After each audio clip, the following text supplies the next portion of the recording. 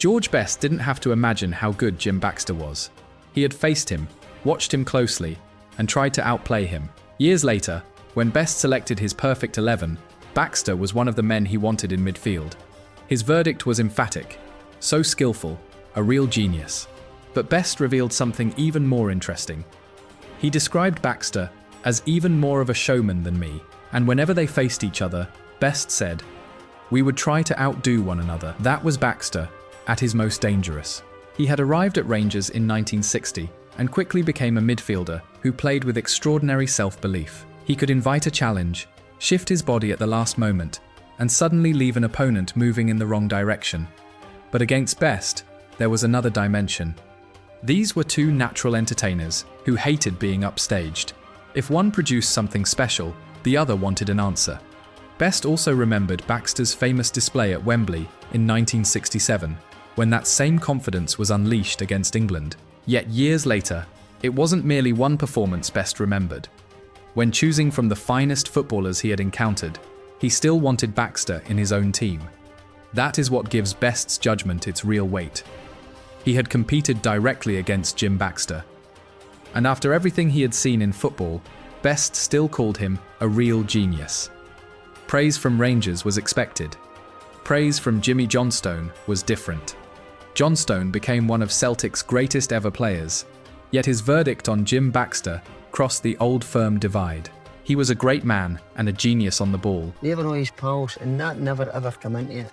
But remembering Jim Baxter, we had a great bit of sadness because we had a lot of smashing times together, and he was just a lovely, lovely guy. Johnstone knew exactly what rare natural ability looked like, and he had seen Baxter's talent from the worst possible position, wearing the other shirt. Baxter seemed to thrive on the hostility of old firm matches. When Rangers were on top, he didn't simply control possession, he wanted Celtic to feel exactly who was controlling it. Billy McNeil knew that side of Baxter particularly well. The two became close friends away from football, but Baxter showed him very little mercy once the game began. McNeil remembered him as a right cheeky bastard. When Rangers were winning, Baxter loved twisting the knife. That arrogance could infuriate Celtic, but it couldn't hide the quality behind it. Johnstone had spent years trying to beat Rangers, yet when the rivalry was stripped away, his judgment remained. Jim Baxter wasn't merely a great Rangers player. To one of Celtic's own immortals, he was a genius on the ball. Denis Law wanted England beaten. Jim Baxter wanted them embarrassed. At Wembley in 1967, England arrived as world champions. Scotland arrived determined to ruin their celebration. They did exactly that, winning 3-2. But Baxter turned the victory into something more provocative. As Scotland gained control, he began demanding the ball constantly. He slowed the tempo and made England chase possession. Then Baxter took it even further. With Scotland leading, he famously began juggling the ball, turning Wembley into his own personal exhibition. Denis Law could hardly believe what he was watching. Not because Baxter was struggling, because Law believed England were vulnerable enough for Scotland to punish them far more heavily. Instead, Baxter was enjoying himself. Law later complained that if Baxter had stopped fiddling about, Scotland could have given England a real hammering. That single complaint says more than ordinary praise ever could. Law was effectively angry because Baxter had become so dominant that beating the world champions no longer seemed enough. And one England player received special treatment. Before the match, Baxter targeted Alan Ball. He later recalled winding Ball up in the Wembley tunnel, mocking his distinctive voice and deliberately provoking him. Ball reacted exactly as Baxter hoped. And once they reached the pitch, Baxter kept needling him. This wasn't reckless confidence from an unknown player. Baxter knew exactly who stood opposite him. England had conquered the world only months earlier, yet Baxter behaved as though they had something to prove to him. By the closing stages, England were chasing the match, Baxter was entertaining himself, and Law wanted more goals. That is why Law's frustration is so revealing. He didn't leave Wembley wondering whether Baxter could handle the world champions. He left wondering how badly Scotland might have beaten them if Jim Baxter had stopped playing with them. George Cohen experienced Jim Baxter from the wrong side. The England World Cup winner faced him at Wembley in 1967 and later remembered Baxter as a wonderful, elegant player.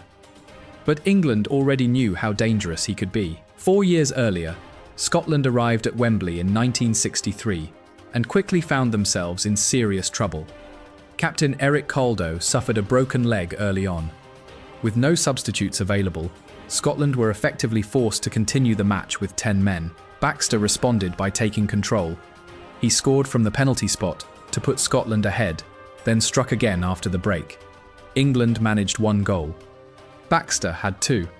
Scotland won 2-1 at Wembley. Remarkably, Baxter later considered that performance even better than his famous showboating display there in 1967. And that tells us why his reputation mattered.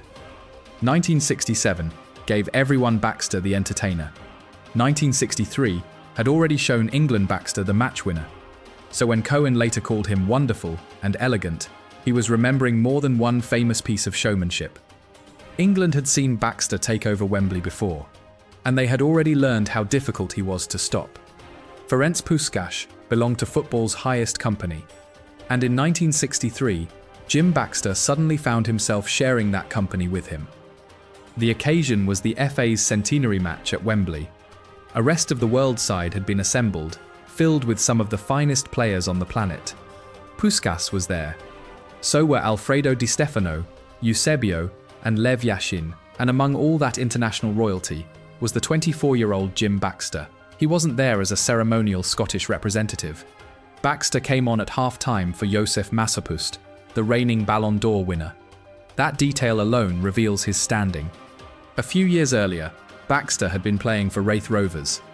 Now he was operating among men who had dominated European and international football. A famous story later claimed Puskás was so impressed that he wondered where Baxter had been hiding. The exact wording has been repeated for decades, so it should be treated carefully. But Baxter's selection needs no mythology. He had been chosen to stand alongside the world's elite because his football had already demanded that recognition.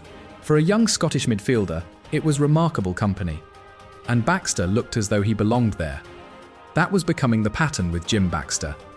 The bigger the names around him became, the less impressed by the occasion he seemed. Willie Henderson played with and against extraordinary footballers, but when the Rangers legend was asked to choose the finest 11 from players he had encountered, Baxter was there. And look at the company around him. George Best, Eusebio, Alfredo Di Stefano, Denis Law. In midfield, Henderson selected Johan Cruyff. Beside him, he placed Jim Baxter. Henderson's judgment was enormous. And it was a tremendous honour. And when I look back on it, I was really keyed up for this game. At his best, he was as good a midfield player as there has ever been. He wasn't remembering Baxter simply as an old Rangers teammate. Henderson had seen some of Europe's greatest players firsthand, yet still believed Baxter belonged at that level. Ian McMillan understood why. Having played alongside Baxter at Rangers, McMillan knew that his brilliance wasn't based on exceptional speed.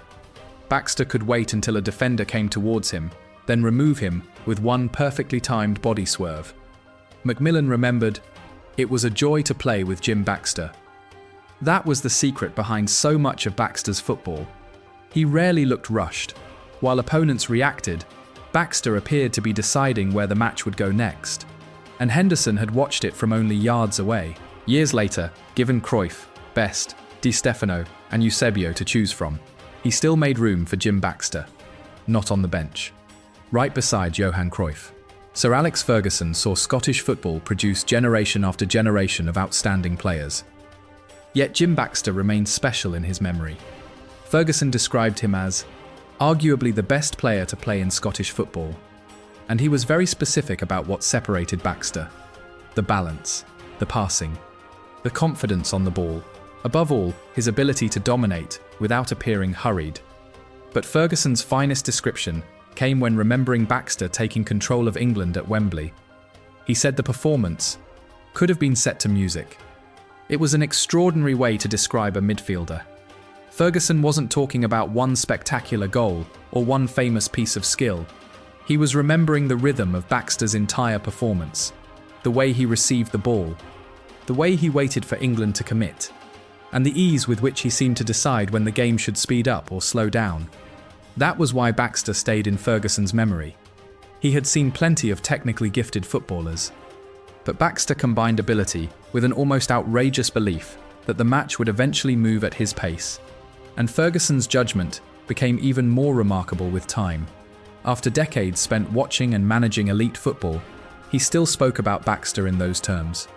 Not simply as a great Rangers player, not simply as one of Scotland's finest midfielders. Used to go and watch him all the time and used to marvel at his balance. The Jim Baxter remembered by football's greats didn't remain at his peak for nearly long enough. A major turning point came in 1964. Against Rapid Vienna, Baxter suffered a broken leg while still near the height of his powers. He returned, but another problem was becoming harder to escape. Heavy drinking was beginning to consume his career. In 1965, he left Rangers for Sunderland. There were still flashes of the old Baxter, but not enough. A move to Nottingham Forest brought no real revival. Baxter later admitted he had lost only a yard of pace. For a player whose brilliance depended on timing, that yard mattered. He eventually returned to Rangers, but his greatest years were already behind him. By just 31, his professional career was over, and Baxter later summed up what followed brutally. "I went to the pub for 14 years. It was a painful waste of extraordinary talent. Alcohol, heavy smoking, and an increasingly destructive lifestyle helped cut short a career capable of giving football much more." Baxter died in 2001, aged only 61. Yet those lost years never erased what the greats had witnessed. A remarkable career was wasted far too soon, but Jim Baxter's genius was never forgotten.